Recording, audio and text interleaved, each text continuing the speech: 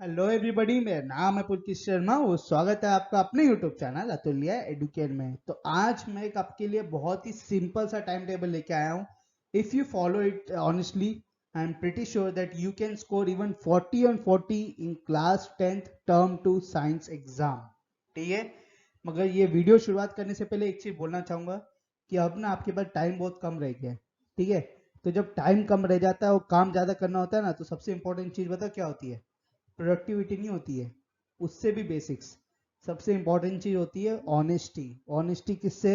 अपने माँ बाप से नहीं, अपने आप से। ठीक है, अभी तक क्या होता था? पढ़ते थे तो दिखाने के लिए पढ़ते थे ना कि हाँ मम्मी पापा मैं पढ़ रहा हूँ, मेहनत कर रहा हूँ। मगर अब दिखाने के लिए नहीं पढ़ना है, अब सच्ची में पढ़ना है और अपने लिए पढ़ना है। ठीक है, क्योंकि जब बोर्ड एग्जाम का रिजल्ट आएगा ना, उसमें नाम आपका रहेगा, आपके माँ बाप का नहीं रहेगा। तो it is now a very serious time, जिसके लिए अब आपको तैयार हो जाना चाहिए कि भाई अब मेरे को अगर पढ़ना है तो अपने लिए पढ़ना है और बहुत ही जोरदार तरीके से पढ़ना है। ठीक है, टाइम वेस्ट नहीं करना है।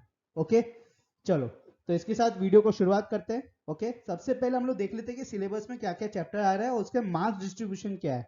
ओके, तो यहाँ पे फिजिक्स का जो चैप्टर है, फिजिक्स जो है उसमें दो चैप्टर आ रहे हैं, chapter number 12 and chapter number 13। Chapter number जो 12 है दैट इज इलेक्ट्रिसिटी, और चैप्टर नंबर 13 जो है that is magnetic effect of electric current. दोनों मिला के 12 मार्क के आएंगे। ओके, फिर उसके बाद आपका केमिस्ट्री 10 मार्क का आएगा, जिसमें दो चैप्टर है। पहला है आपका कार्बन एंड इट्स कंपाउंड, दूसरा है आपका periodic classification of elements. Okay, फिर उसके बाद बायोलॉजी है। बायोलॉजी आपका आएगा 13 मार्क का, जिसमें जो सबसे पहला है आपका हेरिडिटरी एंड इवोल्यूशन, दूसरा है आपका हाउ डू ऑर्गेनिज्म रिप्रोड्यूस। ठीक है, फिर आपके पास आता है natural resource. Natural resource total उसमें दो चैप्टर है जो 5 मार्क के आने वाले हैं। एक है आपका अवर इन्वायरमेंट, दूसरा है आपका मैनेजमेंट ऑफ नेचुरल रिसोर्स। तो जो सबसे ज्यादा इंपॉर्टेंट है ना, हम लोग वहां से शुरू करेंगे। ठीक है, जो सबसे हार्ड है उसको सबसे पहले पकड़ो। ओके, जो सबसे ज्यादा मार्क्स है उसको सबसे पहले पकड़ो। तो शुरुआत करेंगे हम यहाँ पे फिजिक्स से। ओके, फिजिक्स में जो सबसे पहला चैप्टर करेंगे दैट इज इलेक्ट्रिसिटी, और शुरुआत करेंगे हम लोग इसको 20th फेब से। ठीक है, क्योंकि ये जो वीडियो है ये 18 फेब को अपलोड हो जाएगा। ओके, अराउंड शाम को 7 बजे तक ये अपलोड हो जाएगा। तो मैं 20 फेब का मान के चल रहा हूँ कि 20 फेब से आप, चलो ये वीडियो अगर देख भी लेते हो तो आप 20 फेब से डिसाइड करते हो साइंस शुरू करने का। ओके, तो इलेक्ट्रिसिटी हम लोग 20th फेब से शुरू करेंगे और हमें एक हफ्ते के अंदर खत्म करना है, मतलब 20th फेब के तक हमें खत्म कर देना है। ठीक है, इसमें क्या करना है, इसमें सिर्फ चैप्टर नहीं पढ़ना है, चैप्टर के साथ एमसीक्यूज, प्रीवियस ईयर क्वेश्चन, फिर उसके शॉर्ट आंसर, लॉन्ग आंसर और केस स्टडीज। कैसे करना है मैं बताता हूँ। देखो, 20 से 28 फेब के बीच में आप 20 से लेके 26 फेब तक, 20 to 26 फेब आप सिर्फ चैप्टर पढ़ोगे। ठीक है, फिर उसके बाद 27 और 28 फेब को आप ये सब करोगे जो मैंने अभी आपको बताया, MCQs, case studies, long answer, short answer, और फिर उसके बाद या कोई भी रेफरेंस बुक से आप कर सकते हो। ठीक है, ये प्रीवियस ईयर क्वेश्चन ये सब आप देख सकते हो। ओके, और ये एमसीक्यूज बोल रहा हूँ मैं, ये शॉर्ट आंसर, लॉन्ग आंसर, आप सोचे होगे कि सर इतना ज्यादा क्यों बोल रहे हैं, इतना ज्यादा कैसे कर पाएंगे हम? कोई भी रेफरेंस बुक भी लोगे तो उसमें 100 तो एमसीक्यूज ही होंगे एक चैप्टर के, तो 100 नहीं करने हैं अभी। आप वही एमसीक्यू करो जो जो पिछली बार आ चुके हैं। ठीक है, वही शॉर्ट आंसर, लॉन्ग आंसर करो जो पिछली बार आ चुके हैं। तो बाजू में लिखा रहता है ना कि ये सीबीएसई 2009 में आया, ये सीबीएसई 2018 में आया, ये सीबीएसई 2012 में आया, ये सब एग्जाम्स में लिखे रहते हैं ना कि क्वेश्चन पर्टिकुलरली ये साल आया, तो वही वाले क्वेश्चन करो। ठीक है, चलो, फिर उसके बाद आपका आता है magnetic effect of electric current. अच्छा, अगर किसी को ये डाउट है कि सर हम लोग को इलेक्ट्रिसिटी पढ़ते कैसे हैं, तो उसके लिए मैंने एक स्पेसिफिक वीडियो बनाया जिसमें मैंने समझाया कि कोई भी साइंस का चैप्टर आप कैसे पढ़ सकते हो। ठीक है, उसका तरीका क्या होता है पढ़ने का ये मैं बता चुका हूं, आप जाके देख सकते हैं। ओके, अब दूसरा आपका magnetic effect of electric current, इसका भी सेम प्रोसीजर ही करना है आपको। 1st मार्च से शुरू होगा और 7th मार्च तक आपको खत्म करना है। ठीक है, इसको आपको आपके हिसाब से आप डिवाइड कर सकते हो कि कितने दिन में मेरे को चैप्टर खत्म करना है और फिर कितने दिन तक मेरे को MCQ, short answer, long answer, case studies और प्रीवियस ईयर क्वेश्चंस ये सब सॉल्व करने हैं। Okay, you can solve with any reference book, मगर पॉपुलर जो होती है वो ओसवाल ही होती है, ओसवाल से मैक्सिमम करते हैं। ओके, तो ये आपका 7 मार्क्स तक 12 मार्क का रेडी हो जाएगा। ओके, तो 40 में से 12 मार्क तो रेडी हो गया। ओके, अब बचा कितना, कितना बड़ा, 40 में से 12 गया तो 18 मार्क, ठीक है, 28 मार्क। तो यहाँ पे नेक्स्ट आता है आपका केमिस्ट्री, जो है आपका 10 मार्क का, ठीक है। तो यहाँ पे सबसे पहला जो चैप्टर है कार्बन एंड इट्स कंपाउंड, तो ये शुरुआत होगा आपका 8 मार्च से और चलेगा आपका 15 मार्च तक, ठीक है। इसको भी आप अपने हिसाब से डिवाइड कर सकते हो कि मैं कितने दिन में चैप्टर पढ़ूंगा, और फिर उसके बाद previous year question, MCQ, short answer, long answer, case studies करूंगा। हर एक चैप्टर में आपको ये तो करना ही है, previous year question, short answer, long answer, case studies, MCQ, हर एक क्वेश्चन के बाद करना है, हर एक चैप्टर के बाद करना है, ठीक है। क्यों मैं ऐसा बोल रहा हूँ, इसलिए क्योंकि आपको ये वेरीफाई हो जाएगा कि जो मैंने चैप्टर पढ़ा है वो मेरे को समझ में आया है कि नहीं आया है, क्योंकि ये सबसे अच्छा तरीका है अभी शॉर्ट टाइम में अपने चैप्टर को समझने के लिए कि मेरे को चैप्टर समझ में आया है नहीं आया है, ठीक है। ये एकदम परफेक्ट तरीका है, हर एक चैप्टर के बाद आपको ये करना ही है।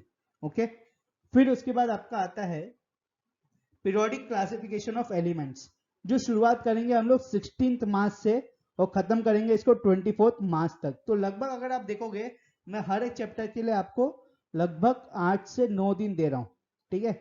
8 से 9 दिन आपको एक चैप्टर में खत्म करना ही है, ठीक है, जिसमें आप स्प्लिट कर सकते हो कि भाई मेरे को 5 दिन तक चैप्टर करना है, फिर उसके 2-3 दिन तक मैं previous year question, MCQ, short answer, long answer ये करूंगा, ठीक है। इट डिपेंड्स अपॉन यू, इसलिए मैंने उसमें नहीं किया है आपको, ठीक है।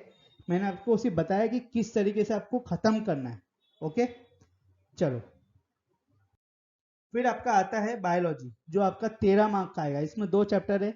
सबसे पहला चैप्टर है आपका हेरिडिटी एंड इवोल्यूशन, तो ये शुरुआत करेंगे हम लोग 25 मार्च से और खत्म करेंगे इसको 31 मार्च तक, ठीक है। 31 का महीना होगा, 31 मार्च 31 का महीना होगा, तो यहाँ पे 31 मार्च तक हम लोग खत्म कर देंगे, ठीक है।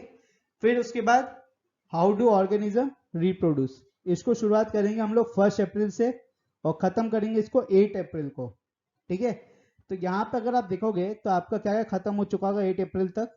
आपकी एग्जाम कब है, आपकी एग्जाम है 26 अप्रैल से, ठीक है। तो लेट सपोज हमें 28 अप्रैल तक तो सब खत्म करना ही पड़ेगा, ओके, क्योंकि आखिरी के 6 दिन क्या करोगे, पहले पेपर के लिए भी तो तैयारी करोगे ना। तो यहाँ पे आपका फिजिक्स हो गया है जो आपका 12 मार्क का है, फिर उसके बाद केमिस्ट्री हो गया है 10 मार्क का, और बायोलॉजी हो गया है 13 मार्क का। तो देखा जाए तो लगभग आपका 35 मार्क का सिलेबस सिर्फ 8 अप्रैल तक भी खत्म हो चुका होगा, ठीक है। इसमें आपका previous year question, short answer, long answer, फिर उसके बाद एमसीक्यूज, ये सब भी खत्म हो गए होंगे। ओके, तो बहुत अच्छा है, अगर आप इसको फॉलो करते हो तो 8 अप्रैल तक आपका मैक्सिमम 95% कोर्स खत्म हो गया। ओके, फिर आपका बचता है सिर्फ 5 मार्क का अभी सिलेबस, जिसमें क्या आता है, सबसे पहला आता है आपका अवर इन्वायरमेंट, जो एक बहुत ही छोटा सा चैप्टर है, ठीक है, जिसमें ज्यादा दिमाग लगाने की जरूरत नहीं है, आप आसपास देखते ही हो, उसको ही सिर्फ पढ़ना है। ओके, अब वो शुरुआत करेंगे हम लोग 4 दिन में, 4-5 दिन में खत्म करेंगे उसको, 9 अप्रैल में शुरू करेंगे और 13 अप्रैल तक खत्म। ओके, फिर आपका आता है मैनेजमेंट ऑफ नेचुरल रिसोर्स, उसको 14 अप्रैल तक शुरू करेंगे और 18-19 अप्रैल तक खत्म। तो देखा जाए तो आखिरी का जो 5 मार्क वाला है, इसको हमें सिर्फ 10 दिन के अंदर खत्म करना है, ठीक है। 8 अप्रैल से शुरू करके 18 अप्रैल 19 अप्रैल तक खत्म कर देना है। तो उसके साथ आपका 20 अप्रैल के पहले पहले सिर्फ 60 दिन के अंदर पूरा क्लास 10th का टर्म 2 का सिलेबस जो है साइंस का वो खत्म हो जाएगा, ठीक है। समझ में आ गया। अब इसमें एक पॉइंट आता है कि सर हम लोग का तो इसमें रिवीजन किया ही नहीं, ठीक है। जो पहली बार कर रहे हैं उनके लिए बोल रहा हूँ, जो पहली बार कर रहे हैं वो लोग सोचेंगे सर हमने तो रिवीजन किया ही नहीं। इसलिए मैंने बोला कि रिवीजन अगर नहीं किया है तो previous year question, short answer, long answer, case studies, ये सब सॉल्व करो तुरंत उनके साथ, ठीक है। उससे ही आपको वेरिफिकेशन मिल जाएगा कि मेरा जो चैप्टर मैंने पढ़ा है वो तैयार है या नहीं है, ठीक है। समझ में आया। तो आई होप आपको आज का वीडियो पसंद आया हो, ठीक है। अगर आप चाहते हो कि मैं ऐसे और वीडियोस बनाऊं अलग अलग सब्जेक्ट के रिलेटेड, तो आप नीचे कमेंट में लिख सकते हो। उसके साथ मैं ये ऑनेस्टली बोल रहा हूँ अभी कि टाइम अभी बहुत कम रह गया है, तो एकदम इज्जत से पढ़ना शुरू कर दो, ठीक है? टाइम वेस्ट अभी मत ही करो, ठीक है? तो मिलेंगे अगली वीडियो में। जब तक के लिए अगर आपको वीडियो पसंद आई तो इस वीडियो को करो लाइक, शेयर, बेल आइकन दबाओ फॉर न्यू नोटिफिकेशंस और चैनल करो सब्सक्राइब। मिलेंगे अगली वीडियो में, जब तक के लिए बाय।